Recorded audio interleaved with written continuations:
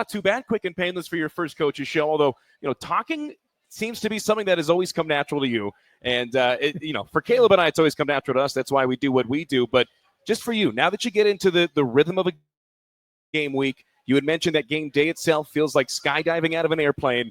Where do you see yourself right now in terms of where you used to be in your previous stops coaching? Here we are, less than 48 hours to kick off. How is Dan Mullen nowadays different than the Dan Mullen back in those days? Boy, that's interesting. I mean, you're always growing and changing. I'll tell you this right now. I'm paranoid right now because it's been a couple of years since I've been on the sidelines. Always game on, you're paranoid. Like, I have a checklist. I've created this, like, I have this huge checklist game day. Everything we do. I have my whistle. I have this pen. You have everything you need to go through your checklist because I don't want to show up at the game and like, oh, what did I forget? So you're just paranoid. If we covered every possible situation, scenario, anything that we can face, that we're prepared for that moment to have our players perform at the highest of levels. So, when you get into game 4, you're kind of in a rhythm. Game 1, you're kind of like paranoid to get there. So I'm kind of there right now. But I think for me, I'm excited to be back on the sideline. I'm excited in a different stage. I've always called plays. I'm going to let Corey Dennis is going to be calling the plays for us. I'll be giving more input on the sidelines. Adam Shire, our special teams coordinator, calling the special teams. So, I got to make sure I have stuff to do on game day, right? I'm letting everybody else do a lot of things, and I got to make sure I'm not a big distraction to them the whole time. Like when I was calling the plays, you're like, is that the best 3 plays we could call? I could just yell at myself. I got to make sure I'm not I'm looking at Paul and be like, is that the best blitz you could call in that situation? I'm not like condescending and annoying on game day to everybody. So I'll try to keep myself in check. With week 1, especially with a roster with so much turnover, so many new faces, what are you most excited to see, or what are you looking to see as a coach in week 1 from the players in terms of their execution? Yeah, the biggest one is, are we any good?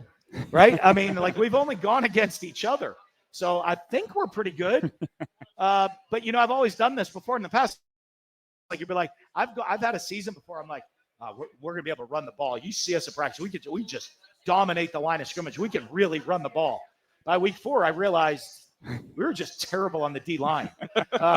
We were average at best running the ball. We were just terrible on the D-line, right? So, as you go against each other and you look at our talent, I think we could be a pretty talented football team. As you said, a lot of new faces, a lot of guys have a lot of talent, maybe haven't played as ton.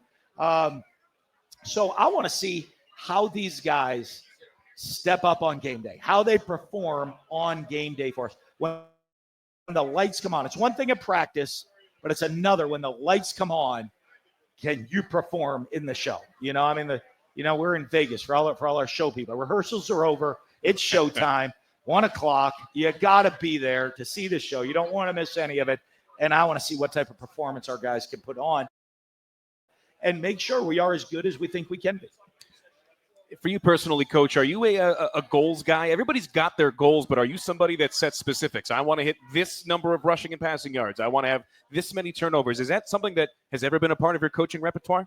Yeah, it's not that exact, our plan to win. We want to play great defense, but everybody's involved in that, whether it's field position or defensively, how we perform. Obviously, you want to win the turnover ratio. I want to win the red zone scoring where, we at the end, where are we plus or minus points, right? We want to hold them in, like, for example, if we have 4 possessions in the red zone, your point potential should be 28 points. If we're 17, we're minus 11 points in red zone. What can we hold them to on the negative in the red zone part of the game?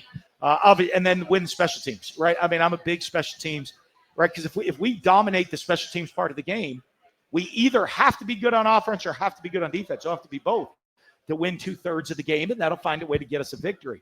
So, that's about it, more than getting like all these specific goals and all of that stuff. If we play great defense, and that's all of us, we win turnover ratio, red zone scoring, and obviously the special teams are a critical part of the game. And, Coach, lastly, we got about 30 seconds left. Number one thing when you wake up on Saturday morning that's going to get you up out of bed in the morning, what's the thing you're most excited about? Well, to stand in the tunnel as we're getting ready to run on the field and hopefully see, where are we at marketing? I was hoping at least 50. What do we hold, 65? So it's game 1. It's early. So 63,000 Rebel fans going out of their mind crazy in the stadium.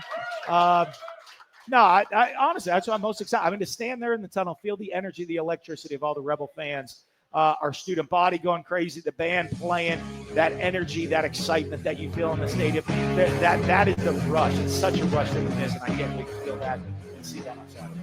Well, Coach, we appreciate you joining us for the Week 0 edition